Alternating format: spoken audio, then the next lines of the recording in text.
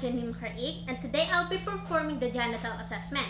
So first, the purpose of doing this procedure is to assess any abnormal findings on the genitalia, to diagnose and disorder or any diseases of the entire tract and genital tract, to plan and appropriate of the intestinal tract and genital urinary problems, and lastly, to evaluate the improvement of the response to the management. So for assessing the female genitalia, and in the middle of the assessment phase, I have to determine the following. So first, I have to determine the factors influencing the susceptibility of infections and other possibilities of undiagnosed infections, and to determine the recent diagnostic procedure or treatment that may have been penetrated the skin or body cavity. And then I have to determine or to review my patient chart to determine need of genital urinary assessment. So now I have to determine my client's history of the following. So first, I have to determine the age of the patient,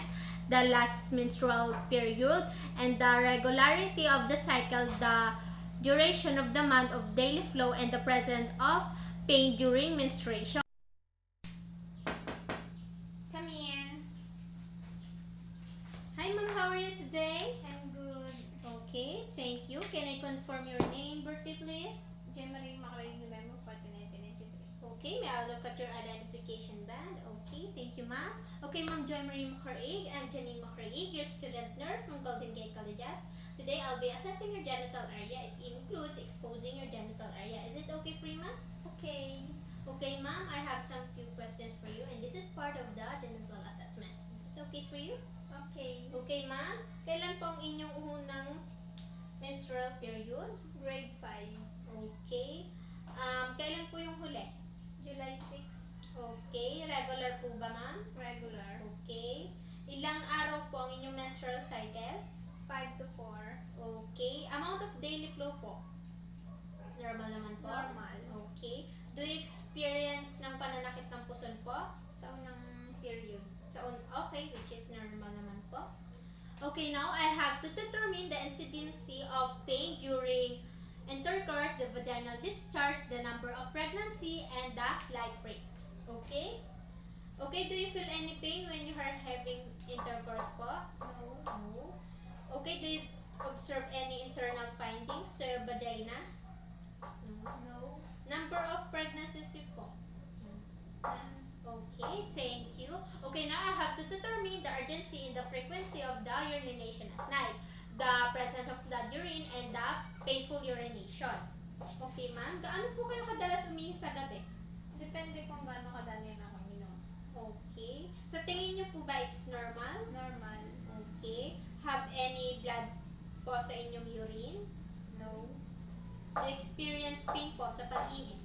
No. Okay. Next, I have to determine my client history of labor or delivery complications, some impotency, and some history of sexual transmitted disease. It may be past or present. So, ma'am, nagkaroon po ba kayo ng complications sa inyong panganganak? No. Hindi pa po ako nanganganak. Okay, and a history of STD po? No. Or family history po ng HIV at No. breast cancer? No. Thank you, ma'am. And now for the implementation, then keep room warm, and I've done providing privacy for my clients, and I need to wear clean gloves.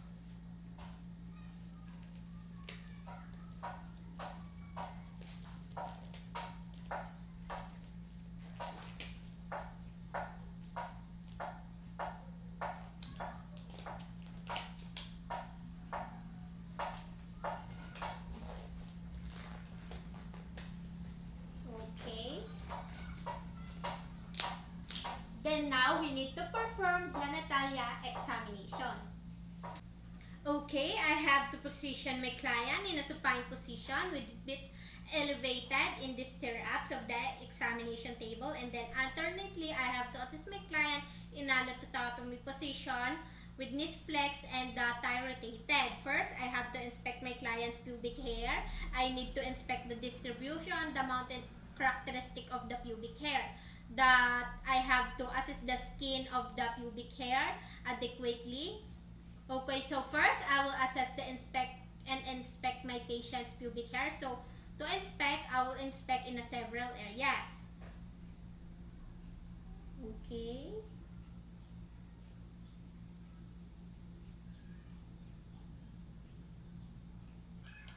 And now for the skin of the pubic area. Okay, so I will use my thumb and the first two fingers to separate the labia minora and the labia majora.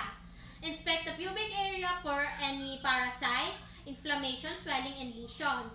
So,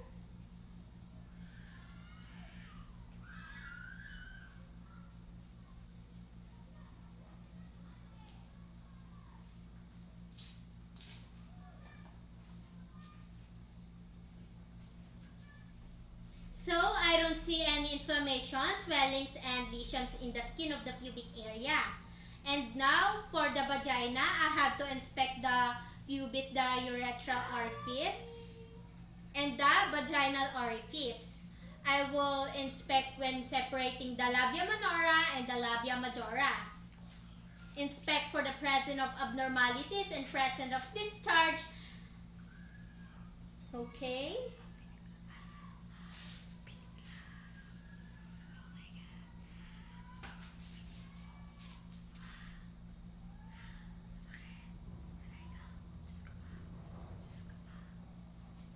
Okay, and now I will be palpating the inguinal area for the presence of lymph nodes, hernia, and inflammation.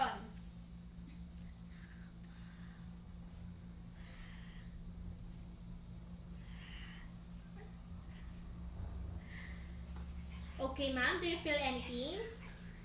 Okay, thank you.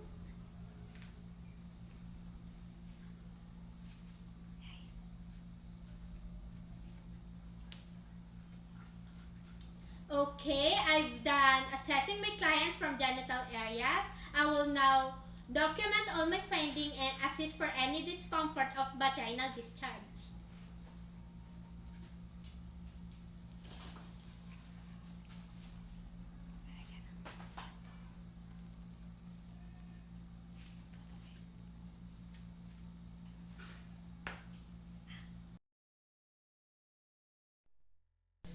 Then for the male patients, reviews normal elimination process and note if there is any presence of penile pain, swelling, genital lesions, urethral discharge, heaviness or painless enlargement, or irregular lumps of testes. As if patient has an experience of weak or interrupted urine flow, difficulty of urination, polyuria, and the dysuria. Okay, sir, I have some question for you in this part of the examination. Okay, sir, do you experience interrupted urine flow? No. Okay, thank you. Masakit po ba ang pag-ihi niyo, sir? Hindi naman. Paggabi po ba, madalas po ba kayong umihi? Normal. Okay. Is there any abdominal pain po pag naihi kayo? No. Is there any swelling po, like numbness or kaya po bukol? No. Okay, thank you, sir.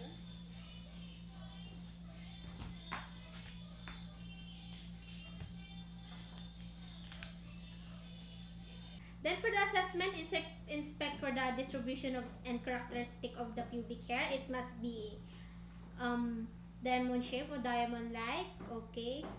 And inspect for the slice and the dresses of the hair. Okay. Then next for the inspection, inspect for the penile shaft and the glands for any lesions, nodules, swellings, and inflammation. Just use our eyes in inspecting. Okay. Then next, inspect for the urethral meatus for swelling, inflammation, and discharge. So the normal location of the urethral meatus is on the center. Okay. So I can see there's no discharge. Next, palpate for the penis for tenderness, thickening, and nodules. Use your thumb and first two fingers. So usually, we can also use your thumb and index fingers. Okay, palpate slowly from the base, going to the shaft and going to the meatus. Okay. Palpate slowly and dip of the meatus. Then Ask if patient if he feel any pain. Okay, sir, do you feel any pain in my palpation? Okay, sir, thank you. And now I'm going to squeeze the urethral meatus and look if there's discharge coming out from it. Okay. Okay, as I can see, there's no discharge from the meatus. So if there's any discharge, we should document findings including the color, consistency, and the smell of it. Okay, last, assess for the scrotum. I'm going to inspect the appearance, the general size, and the symmetry. This is the scrotum, what we call the ball. So, the left size is quite lower than the right size, which is normal. If sobrang malaki, possible may problem po doon. Then, to facilitate inspection, inspect for scrotum, observe for any rashes, excoriations, and lesions. Then, palpate from down up here.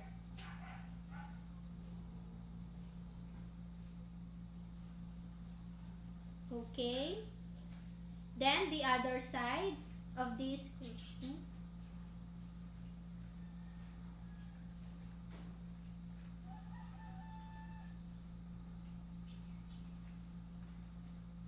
Then after the assessment, we need to remove our gloves.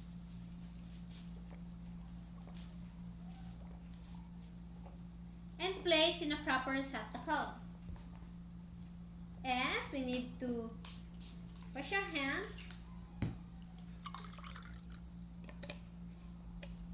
and documents all the findings.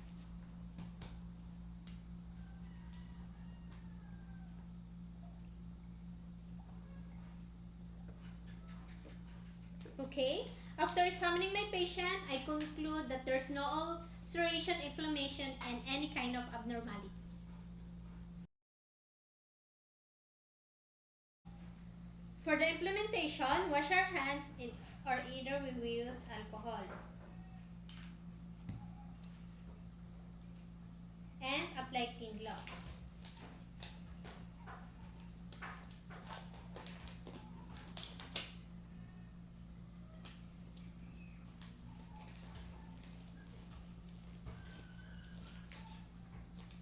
Then, ask patient to lie on the left side. Okay, ma'am? Turn in the left side and hold in the side rail. Okay. Then, the knee brought into the chest. Okay.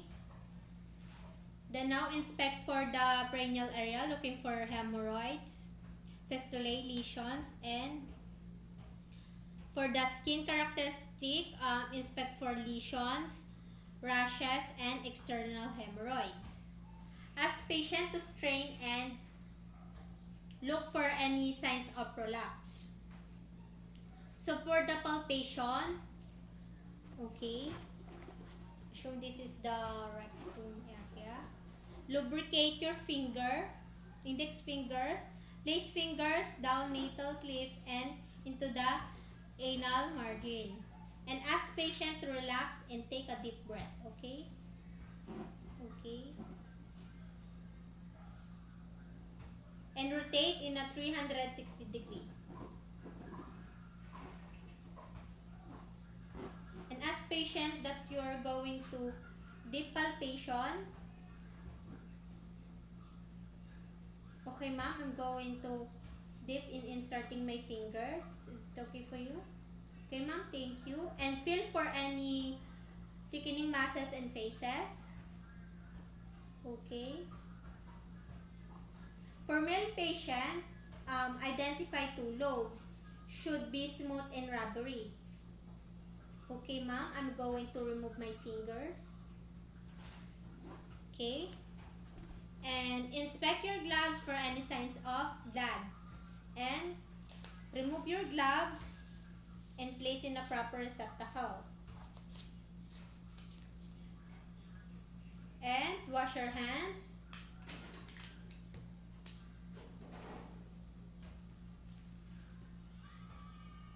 And document all your findings.